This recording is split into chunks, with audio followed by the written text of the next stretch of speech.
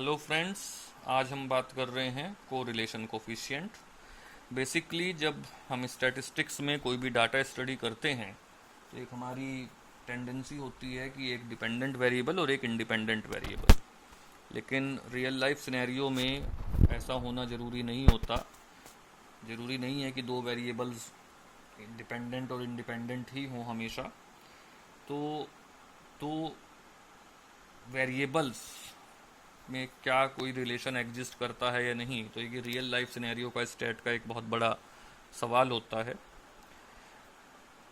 अब जब दो वेरिएबल्स में डिपेंडेंसी और इंडिपेंडेंसी हमें नहीं पता तो हम दो चीज़ स्टडी करते हैं कि एक वेरिएबल के बढ़ने पर दूसरा वेरिएबल बढ़ रहा है, यानी इंक्रीज, पहले वेरिएबल एक्स के इंक्रीज होने पर वाई भी इंक्रीज हो रहा है, या एक्स के इंक्रीज होने पर वाई डिक्रीज हो रहा है। अगर एक्स के इंक्रीज होने पर वाई भी इंक्रीज हो रहा है तो उसे हम बोलते हैं पॉजिटिवली कोरिलेटेड, और अगर एक्स के इंक्रीज होने पर वाई डिक्रीज हो रहा है तो उसे हम बोलते हैं नेगेटिवली कोरिलेशन। तो जो कोरिलेशन है, कोफिशिएंट जो हम निकालते हैं, फॉर्मूला तो पीडीएफ में आप देख लेंगे, या यहाँ पे मैंने लिखा हुआ है एक्स और वाई के लिए। और जो कोरिलेशन कोफिशिएंट की वैल्यू होती है वो -1 से +1 के बीच होती है।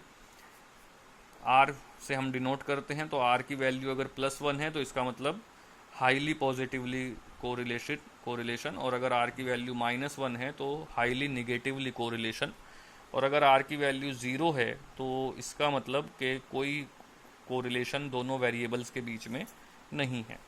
तो ये आप देख सकते हैं कि r x y is equal to 1/n summation x i minus x bar y i minus y bar upon √1/n summation x i minus x bar का whole square into 1/n summation y i minus y bar का whole square. X आई से हमारा मतलब है value, और x बार से मतलब है एक्स के लिए मीन, वाई बार मतलब वाई के लिए मीन, और n is the total number of values. तो कई फॉर्मूलों से हम ये डिफाइन कर सकते हैं। अगर हम बीटेक की बात करें तो सीधे सीधे एक न्यूमेरिकल एग्ज़ाम में कई बार आता है, जैसे कि यहाँ पे आप देख सकते हैं कि x और y की कुछ वैल्यूज़ हमें दी गई हैं। तो x 1 3 5 7 8 10 और y 8 12 15 17 18 20।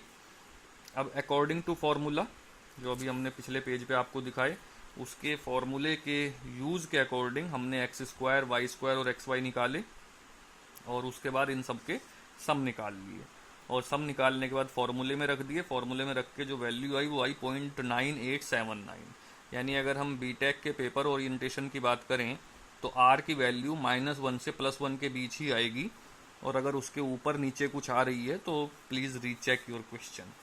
एक दूसरा न्यूमेरिकल बनता है जिसमें कि एग्जामिनर आपको सीधे सीधे समेशंस की वैल्यू दे देता है, जैसे कि यहाँ पे दे रखी है summation x 15,000 summation x² summation y square summation xy, और साथ में नंबर ऑफ वैल्यूज़ दे रखा था, जैसे यहाँ पे 100 दे रखी है। तो इसे सीधे फॉर्मूले में रख के आपको वैल्यू निकालनी होती है। तो इस तरह के ये 2-3 छोटे छोटे न्यूमेरिकल अगर आप कर लेंगे तो एक कोरिलेशन का न्यूमेरिकल यूजुअली आपके एग्ज़ाम में आता है। Thank you very much.